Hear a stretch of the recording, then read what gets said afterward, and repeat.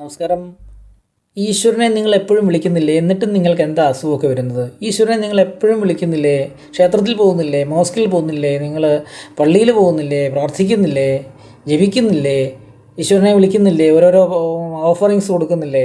ഓരോരോ ദക്ഷിണകൾ കൊടുക്കുന്നില്ലേ? ഓരോന്നൊക്കെ കൊണ്ട് കൊടുക്കുന്നില്ലേ? എന്നിട്ടും എന്താ നിങ്ങൾക്ക് അസുഖം വരുന്നത്? നിങ്ങളുടെ വീട്ടിൽ മരണം ഉണ്ടാകുന്നത്?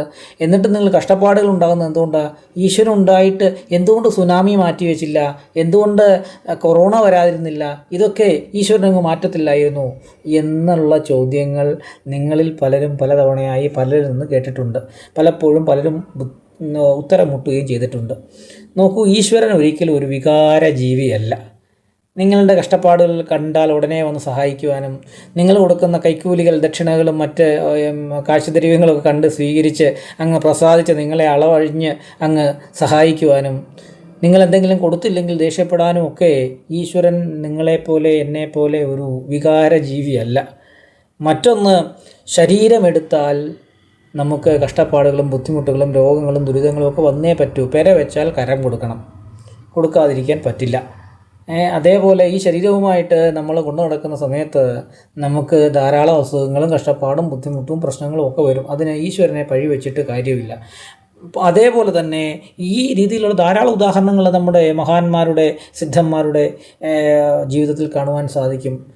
ശ്രീരാമകൃഷ്ണ പരമഹംസൻ, അദ്ദേഹത്തിന് ക്യാൻസറായിരുന്നു, തൊണ്ടയിലായിരുന്നു ക്യാൻസർ. അദ്ദേഹം ക്യാൻസറൊക്കെ എടുത്ത് ഇങ്ങനെ ബുദ്ധിമുട്ടായിട്ടിരിക്കുന്ന സമയത്ത് പണ്ഡിത ശശധരൻ എന്ന ആൾ അദ്ദേഹത്തെ കാണുവാൻ ചെന്നു. വലിയ പണ്ഡിതനാണ് അദ്ദേഹം. ശ്രീരാമകൃഷ്ണ പരമഹംസനോട് ചോദിച്ചു, അങ്ങേപ്പോലുള്ള സിദ്ധന്മാർക്ക് ഈ അസുഖമുള്ള ഭാഗത്ത് ഒന്ന് ഇച്ഛാശക്തിയോടെ ചിന്തിച്ചാൽ ആ അസുഖം തൽക്ഷണം മാറ്റാൻ സാധിക്കുമെന്നാണല്ലോ പറയുന്നത്. ഇതിന് മറുപടിയായി രാമകൃഷ്ണദേവൻ പറഞ്ഞത്, അങ്ങ് പണ്ഡിതനാണല്ലോ, ഞാൻ പൂർണ്ണമായി ഈശ്വരനിൽ ലയിപ്പിച്ചിരിക്കുന്ന ആ മനസ്സിനെ ഞാൻ വീണ്ടും ഈ ഉപയോഗശൂന്യമായ ഈ ശരീരത്തിലേക്ക് മാറ്റണമോ? ആ മനസ്സിനെ ഇങ്ങോട്ട് മാറ്റണോ എന്നാണ് അദ്ദേഹം ചോദിച്ചത്. ഇതേപോലെ തന്നെ ശ്രീനാരായണ ഗുരുദേവൻ്റെ കാര്യത്തിലുമുണ്ട്.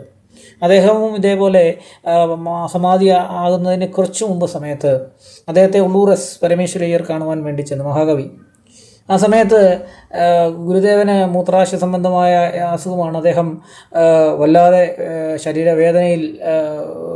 വേദനയിലാണ്. ഇത് കണ്ട ഉള്ളൂർ ചോദിച്ചു, അങ്ങ് എന്തുകൊണ്ടാണ് അങ്ങേക്ക് ഈ അസുഖം മാറ്റുവാൻ സാധിക്കുമല്ലോ, സ്വയം അങ്ങേക്ക് മാറ്റുവാൻ സാധിക്കുമല്ലോ.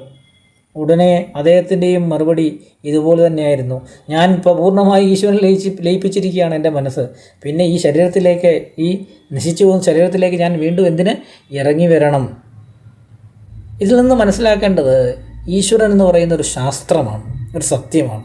അല്ലാതെ ഈശ്വരനെ വെറും ഒരു സാധാരണ ഇമോഷണൽ ജീവിയായിട്ടോ ഈ ശരീരത്തെ എന്നും ഇങ്ങനെ അനശ്വരമായിരിക്കുന്ന സാധനമായിട്ടോ അല്ലെങ്കിൽ ഈ ലോകത്തുള്ള മുഴുവൻ ദുഷ്ടതകളെയും മുഴുവൻ ദുരിതങ്ങളെയും ആട്ടിയേറ്റുവാൻ സാധിക്കുന്ന ഒരു അത്ഭുത മനുഷ്യനോ ഒരു ഗുണ്ടയോ അല്ലെങ്കിൽ ഒരു ബാങ്ക് മാനേജറോ, പൈസ ചോദിക്കും തരുന്ന ബാങ്ക് മാനേജറോ അല്ലെങ്കിൽ ഒരു സാറോ പോലീസുകാരനോ ജഡ്ജിയോ ഒന്നുമല്ല ഈശ്വരൻ എന്ന് പറയുന്നത് ഒരു സയൻസാണ്, ശാസ്ത്രമാണ്. അതിനെ മനസ്സിലാക്കുവാൻ വേണ്ടി അവനവനിലേക്ക് ഇറങ്ങിച്ചെല്ലുന്ന സമയത്ത് നമ്മൾ ഈ ഉടുപ്പ് മാറുന്നത് പോലെ നമ്മുടെ ശരീരം മാറുന്നതും ശരീരം നശിക്കുന്നതും ഒക്കെ മനസ്സിലാക്കുവാൻ സാധിക്കും. അതിലേക്കാണ് ഓരോ മതവും ആ മതത്തിലൂടെയുള്ള യാത്ര, മതം എന്നാൽ അഭിപ്രായം, ആ അഭിപ്രായത്തിലൂടെയുള്ള യാത്ര മുന്നോട്ട് ചെല്ലുന്നത്. ലക്ഷ്യം ഒന്നാണ്, അവനവനിലേക്കുള്ള തിരിഞ്ഞുനോട്ടം, അവനവനിലേക്കുള്ള ആഴത്തിലേക്കുള്ള നോട്ടം. അല്ലാതെ ഈശ്വരൻ അങ്ങനെയാണ്, ഈശ്വരൻ ഇങ്ങനെയാണ്, ഈശ്വരൻ തന്നില്ല, ഈശ്വരൻ ഉണ്ടെങ്കിൽ കൊറോണ മാറ്റും എന്നൊക്കെ വിചാരിച്ചിരിക്കുന്നവരെ അങ്ങനെ അവർ പൊയ്ക്കോട്ടെ. അവർക്കും അങ്ങനെ ഒരു ജന്മം, കുറേ നാൾ ജീവിച്ച് അവരും മരണം അടഞ്ഞുകൊള്ളട്ടെ. നമുക്ക് അവർക്ക് വേണ്ടിയും പ്രാർത്ഥിക്കാം.